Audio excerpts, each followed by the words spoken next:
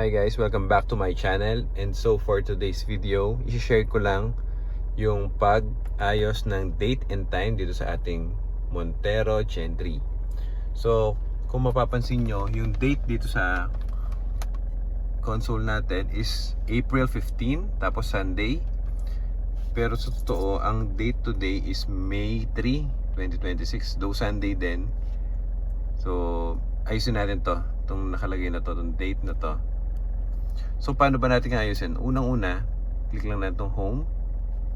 So pag nakalik mo na yung home, punta ka lang sa settings, and then general, and then makikita mo dito may date tsaka time. Pero ang problem natin ngayon, hindi natin siya maklik.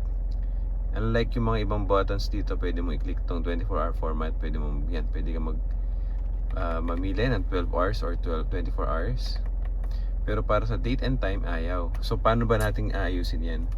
So para maayos yan, ang gagawin natin, balik tayo sa settings. So balik tayo dito sa menu na to.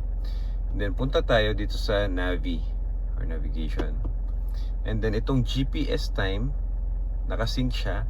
Ang gagawin lang natin, i-ignore lang natin yan. Ignore and then back. So balik tayo sa settings. Ngayon, balik tayo sa general. So pagbalik na sa general, papansin nyo, bumalik na din yung date and time. So pwede nating adjust yung day. So year, month, day. So 20, 26, then yung month 0, 4, ano na pala, 0, 5, then yung day natin is today is 0, 3. Okay, so yung time, natin, so yung time natin 5:24 na.